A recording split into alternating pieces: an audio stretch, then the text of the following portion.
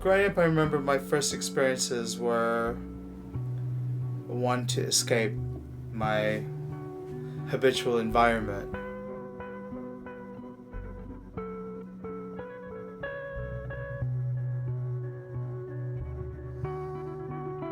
My parents were hardcore religious.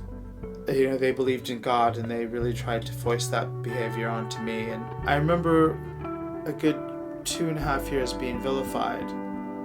As an escape, I actually joined the military. And in some ways, it gave them a false sense of security that made me straight. And in fact, it just validated that I just was more attracted to men. And I remember my mom sending me to a psychiatrist, a Christian psychiatrist. This guy had spent a year trying to tell me that I was, choosing to be this way, that I could effectively cure myself. And I was at a gay club in Garden Grove and I saw that fucker in the gay bar and I just thought, what a fucking hypocrite.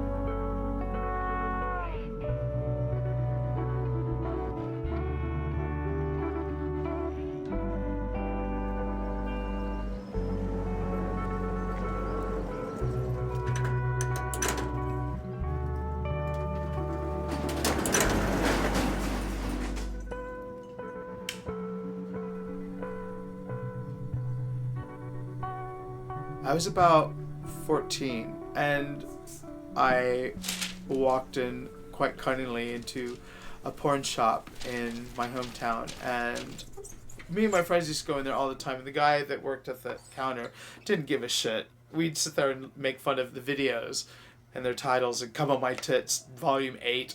And I remember seeing in the gay section a Tom of Finland book, and I remember stealing it. There's this hypersexuality, even though taboo, but it was very in your face. And I took it home and I fucking jacked off for like months off this stuff. And my mom found it under my bed and told me that those are the type of men that take you home and beat you up. I swear to God, I thought to myself, I'm going to have to investigate this a little further. ASSKSKATRON. ASSKSKATRON. ASSKSKATRON. ASSKSKATRON. The queercore scene for me meant that it was okay to be gay. People were already fearful of gays. It made them really uncomfortable because you were unflinching, you were unapologetic.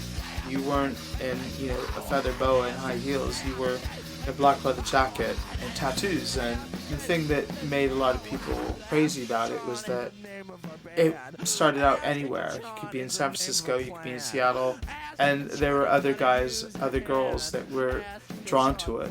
You'd have these zine fests and queercore parties, and they were somehow considered outlaws. And that's always appealed to me than being with the popular group.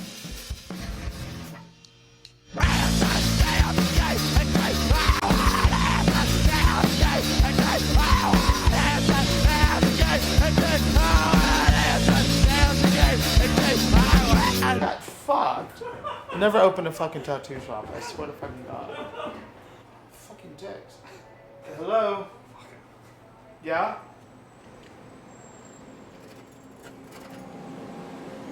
I think I've done every fucking bullshit thing that a loser could do. I went into the army, went to beauty school. I got thrown out of beauty school. I was singing Telegram, worked in porn. Oh, great. We are so looking forward to it.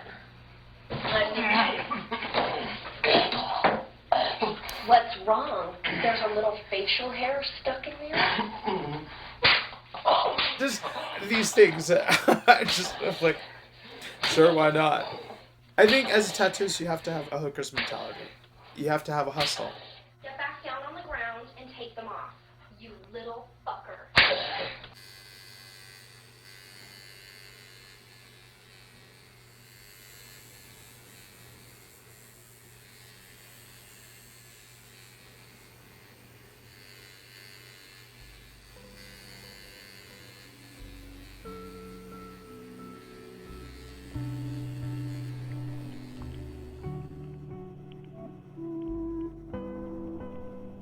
I didn't mean to name the shop Prick.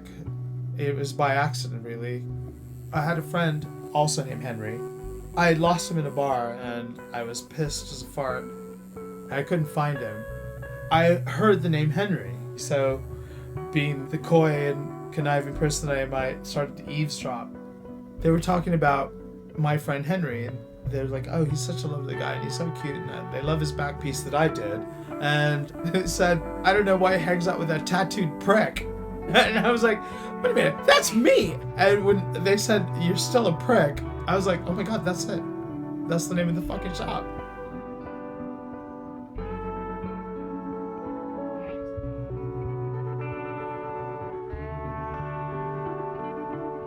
Nearly 20 years into tattooing, I find I don't get the relish as, say, a new kid who wants to do a stopwatch or a skull rose.